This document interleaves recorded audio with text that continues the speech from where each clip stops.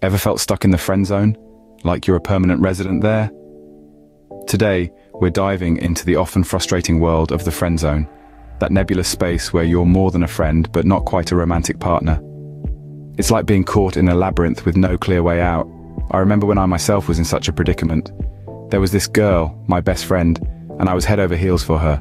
But guess where I was firmly lodged? Yep, you guessed it, the friend zone. But here's the good news, the friend zone isn't a life sentence. It's a situation, and like all situations, it can be changed. The road out of the friend zone might not be an easy one, but it is definitely navigable. So, buckle up as we embark on this journey to escape from the friend zone.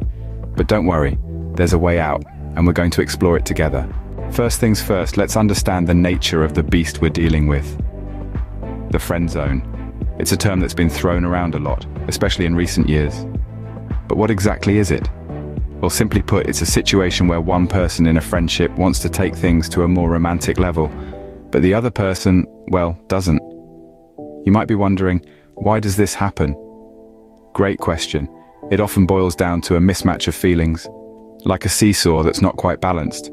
One side is heavier with romantic feelings, while the other side is comfortably seated in the realm of platonic affection.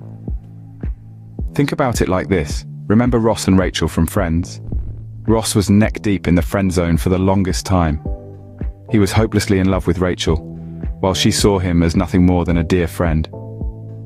That's the friend zone for you, a one-sided love story.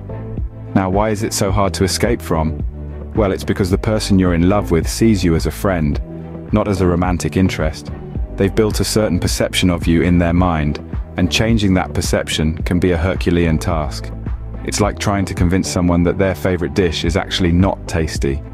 Difficult, isn't it? Another reason is fear. Fear of losing the friendship that already exists, fear of rejection, fear of the unknown. It's these fears that often keep people trapped in the friend zone, like a bird in a cage, longing for the freedom of the open sky but terrified to spread its wings. But don't lose heart. Remember, every problem has a solution. Just like how Ross eventually found his way out of the friend zone, you can too. It's not going to be easy. There might be obstacles, setbacks, and heartbreaks. But with the right approach, determination, and a sprinkle of courage, you can escape the friend zone. So now that we understand it a bit better, let's talk about how to escape the friend zone. Step 1 is all about you. Yes, you heard it right. You see, before you can navigate your way out of the friend zone, you need to work on yourself.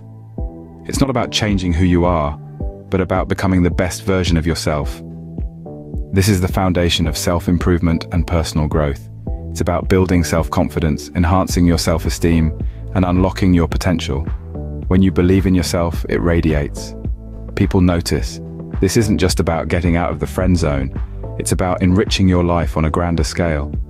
Learn a new skill, pursue a passion, hit the gym, read a book.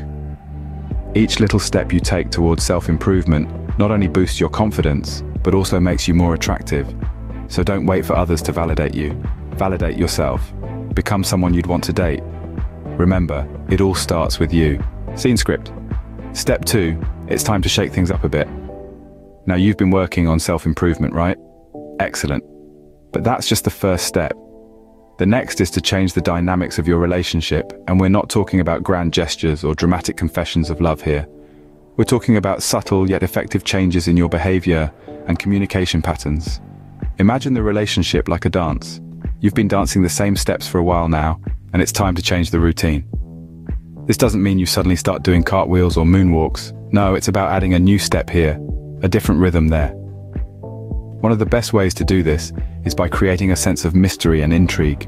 You know that predictability you've been exuding all this while? It's time to ditch it. Be a bit unpredictable, but remember, in a good way. You want them to be intrigued, not confused or worried. So how do you do this? Well, start by changing your communication patterns.